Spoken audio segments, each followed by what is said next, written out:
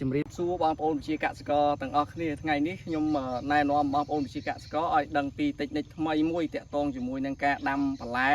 ដោយប្រើប្រព័ន្ធដំណក់ទឹកហើយនឹងប្រើថង់ប្លាស្ទិកគ្របលើគល់ដំណាំអញ្ចឹងនេះខ្ញុំសូមណែនាំកសិករដែលគាត់ធ្វើការងារនឹងជាប្រចាំហើយទទួលបាន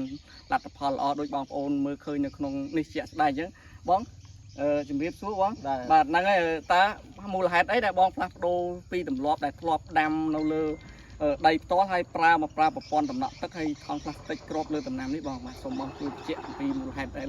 បងធ្វើនេះយើងប្រើចេះវាស្រួលម្យ៉ាងដែរវាស្មៅអត់សូវដុសជាកែវតង់បាទជើងដាក់ទៅយកដំណក់វាចំណេញទឹកពេលវេលាបាទជីក៏យើងស្រួលដាក់វាបាទវាចំណេញបាទដាក់តែម្ដងរួចបាទមានសោះបាច់មកអីទេបាទចុះតាក់ទងវិទិន្នផលមិនដែរបងនៅពេលដែលយើងប្រើប្រព័ន្ធដំណក់នេះទិន្នផលវាកើនឡើងជាងយើងដាំនៅលើដីផ្ទាល់ឬក៏យ៉ាងម៉េចវាកើនហើយវាអត់សូវមានស្មៅយើងដាក់ប្រភេទតង់អញ្ចឹងបាទហើយចុះតាក់ទងជាមួយ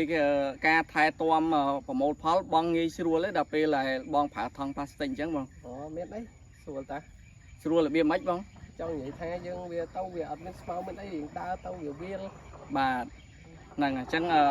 បងមានអីចែកម្លែកទៅកសិករផ្សេងទៀតដោយមានអីចង់ធ្វើដូចបងទេដើម្បីឲ្យទទួលផលដូចបងអូនេះស៊ីសងយើងចំណូលចិត្តរបស់ជាពលរដ្ឋទេបាទយើងអ្នកខ្លះក៏គេប្រើអ្នកខ្លះគេមិនប្រើបាទហ្នឹងដល់ពេលយើងប្រើទៅវាស្រួលដែរបាទមានស្មៅវាអត់អីវាចំណេញពេលវេលាបាទហ្នឹងអញ្ចឹងអរគុណច្រើនបងបានចែកម្លែកបទពិសោធន៍ដល់កសិករផ្សេងទៀតដើម្បីឲ្យគាត់យកជាគំរូសម្រាប់យើងអនុវត្តទៅគឺលើផលិតកម្មបន្លែផ្សេងទៀតណាបាទអរគុណច្រើនបាទគ្រប់គ្នាបាទ